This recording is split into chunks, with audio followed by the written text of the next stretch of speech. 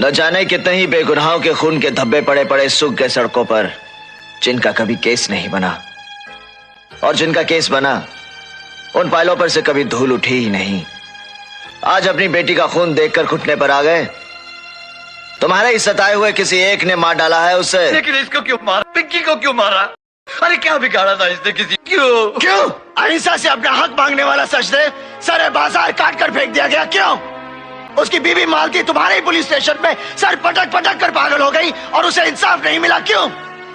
एक बुजुर्ग को चौराहे पर कुत्ता बनाया जाता है, उसका तमाशा बनाया जाता है और पुलिस मुंह फेर कर चली जाती है। क्यों? 300 परिवार अपनी जमीन के लिए, अपनी रोजी रोटी के लिए कभी किसी मिनिस्टर के सामने गिड़गिड़ाते हैं, तो कभी कातिया के दरवाजे पर अपना माथा टेकते हैं, तो कभी तुम्हारी जेबें गर्म करते हैं, फिर भी उनके घर में चूल्हे ठंडे पड़े हैं। क्यों? क्यों? ना जाने कितने ही ऐसे क्यों गरीबों के यहाँ से उठते हैं। क्यों क्यों क्यों?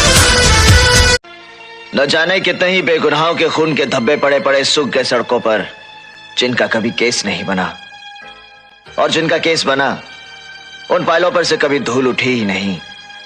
आज अपनी बेटी का खून देखकर घुटने पर आ गए। तुम्हारे ही सताए हुए किसी एक ने मार डाला है उसे। लेकिन इसको क्यों मारा? पिंकी को क्यों मारा? अरे क्या बिगाड़ा था इसने किसी? क्यों? अहिंसा से अपना हक मांगने वाला सजदे सारे बाजार काट कर फेंक दिया गया? क्यों? उसकी बीवी मालती तुम्हारे ही पुलिस स्टेशन में सर पटक पटक कर पागल हो गई और उसे इंसाफ नहीं मिला? क्यों?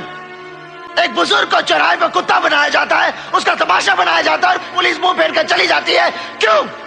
300 परिवार अपनी जमीन के लिए, अपनी रोजी रोटी के लिए कभी किसी मिनिस्टर के सामने गिड़गिड़ाते हैं, तो कभी कातिया के दरवाजे पर अपना माथा टेकते हैं, तो कभी तुम्हारी जेबें गर्म करते हैं, फिर भी उनके घर में चूल्हे ठंडे पड़े हैं। क्यों? क्यों? ना जाने कितने ही ऐसे क्यों गरीबों के यहाँ से उठते हैं। क्यों क्यों क्यों?